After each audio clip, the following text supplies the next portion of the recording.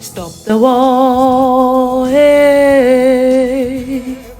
Stop the war, hey. Speak your mind, keep it real, honest and respectful. Need to end this fan war. Nguvuyokazi Ncwenu ke lowo ku-Instagram wakhe uye waya kwi-Instagram stories efuna ukuthi address lento yenzekayo lengqushu yenzekayo between ifans zakhe nefans zikaTirelo kunye nathi ii-bloggers okanye oomamgobhozi.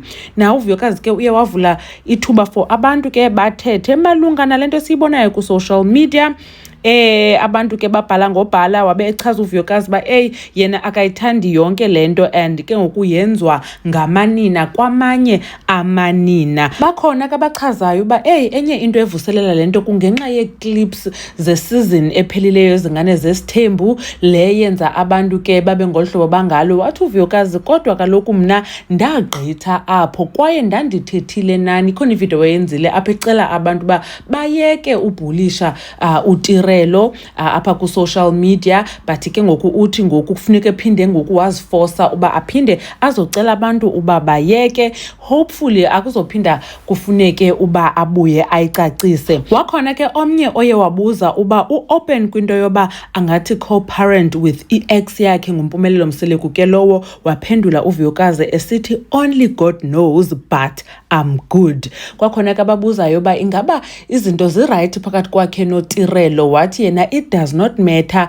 just stop the hate like lento yenzekayo. Wabuzwa noba ke angakwazi mhlawumbi angadibana noTirelo for the sake of abantwana. Wathi ke na ke it's not, make sure. Omnye ke uye wambuza ngoXolani Sabelo owaye wasasimbone ihamba yombhatalela ilobola uba ebekhe wanayo na i-sit down naye emveni koba kwakwenzeke yonke lento yenzeka phakathi kwakhe kunye naye. Wathi yena never.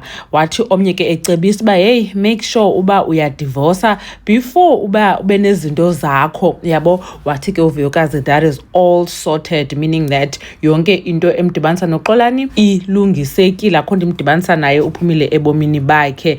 Na uvuyokazi ke uthethile nangento ye-surgery yakhe, uyachaza ukuthi she's recovering well. Kwakhona ke ababuza ne-advice abafuna nothetha naye kwi-DM wabe engenangxaki. And then another thing ayewathetha ngayo ke yinto edibene ne-reality TV show. Abantu abaninzi bafuna i-reality TV show yakhe. Uthi ke uvuyokazi yo sana unedrama yena nje eyedwa, are we ready na for lo drama yakhe? Yes, ngabe kanti uthulile kodwa ke ubomi bakhe bunento ezininzi ezenzekayo. Watsho echaza ke noba uncedwa isikakhulu isupport ayifumana kubazali bakhe. Wenza umzekelo bakhe umhlophekazi ebene-swimming lessons kwafuneka ashiye unzulu kowabo nomamakhe. Umamakhe ke phofu yena aqala ngumuntu obusy, so abazali bakhe bayamxhasa kakhulu, hence she is able to do everything that she does. Anyways ke guys, kukhona nenye video yenza separate ke sana, yona ke i-involver i-blogger uYolokazi Chagi.